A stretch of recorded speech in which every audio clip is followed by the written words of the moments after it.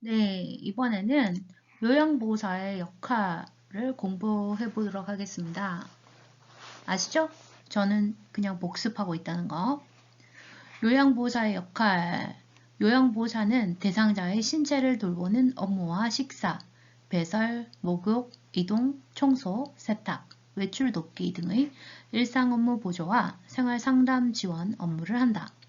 이러한 기본 업무 제공과 더불어 요양보호사가 수행할 주요한 역할은 다음과 같다. 이제 이해가 되네요. 여기 신체를 돌보는 업무, 그러니까 신체활동 지원이 있었죠.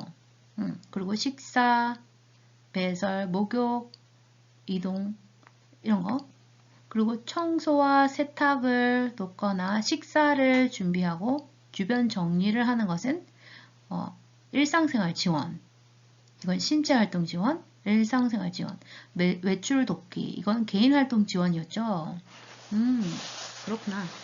이런 일상 업무 보조와 생활 상담 지원, 이건 정서 지원도 있었죠. 이런 기본 업무 제공과 더불어 요양보호사가 수행할 주요한 역할은 다음과 같다.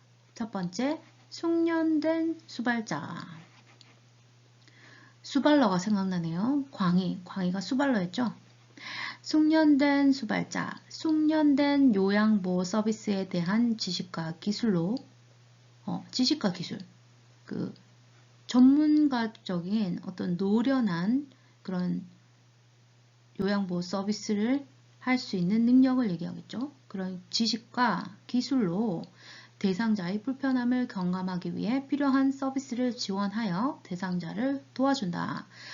숙련된다. 아까 말씀드렸다시피 전문가적이고 노련한 그런 처치 아니면 도움 이런 거는 전문적인 나름의 전문적인 지식과 어떤 기술적인 테크닉 뭐 환자를 좀 돌려 눕힌다거나 휠체어에 태운다거나 어떤 지식과 기술이 있어야 되겠죠.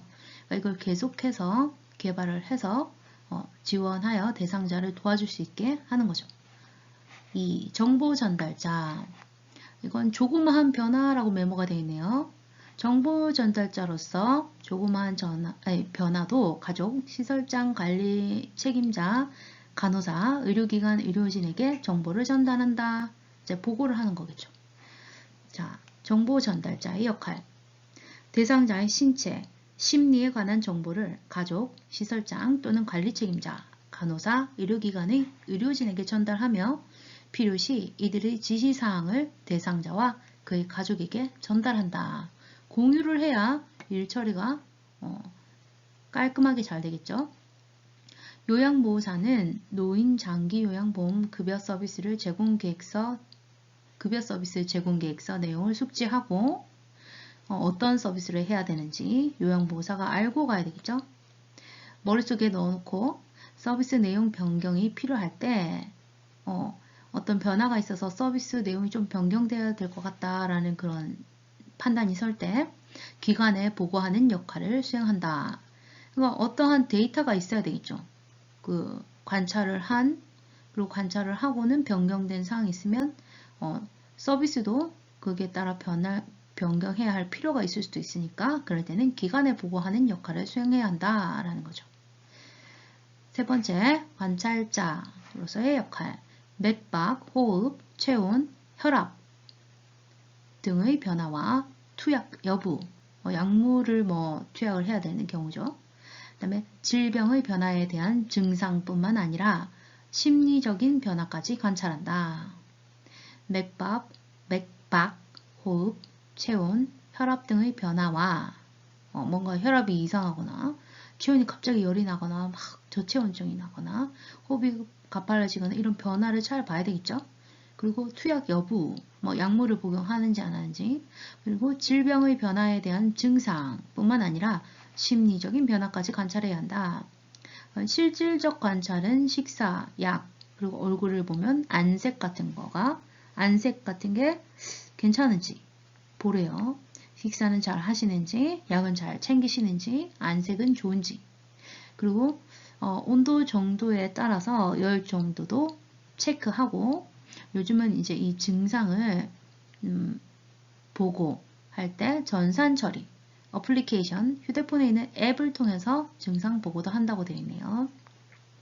이런 관찰자 역할을 해야 된다라는 겁니다. 자, 말법과 상담자. 이건 정서 지원할 때 하는 거죠. 여기 있네요. 정서 지원 서비스. 효율적인 의사소통 기법을 활용하여 대상자와 관계를 형성하고 필요한 서비스를 제공하여 대상자의 신체적, 정신적, 심리적 안위를 도모한다. 그렇죠. 이 대화를 한다는 것은 정말 정서적으로 많은 도움이 되겠죠. 정말 필요한 역할인 것 같습니다. 그리고 동기 유발자, 신체활동 지원 서비스나 일상생활 지원 서비스 등을 제공하는 것에 그치지 않고 대상자가 능력을 최대한 발휘하도록 동기를 유발하며 지지한다. 아까 거기 신체활동 지원 서비스 양치질을 하기 싫어하거나 세수를 하기 싫어할 때 기분을 좋게 해서 그 동기를 주고 씻을 수 있거나 어떤 행동을 취할 수 있도록 동기를 유발해서 지지한다라는 내용이 있었죠. 서비스 유형의 사례에 보면은 이 모든 부분이 해당이 되네요. 잔존 기능 유지하게 한다. 대상자가 혼자 그나마라도 할 수 있는 그런 기능, 능력을 유지할 수 있게 하는 거죠. 세수, 양치 될 수 있으면 스스로 하게 한다라는 겁니다. 그 다음에 마지막 옹호자의 역할, 지켜준다. 대상자를 지켜주는 의미죠.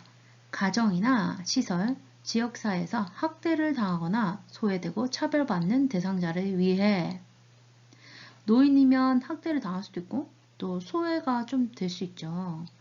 가끔 젊은 사람들이 노인을 부모님을 좀 무시하는 경향도 없잖아 있잖아요. 그렇죠?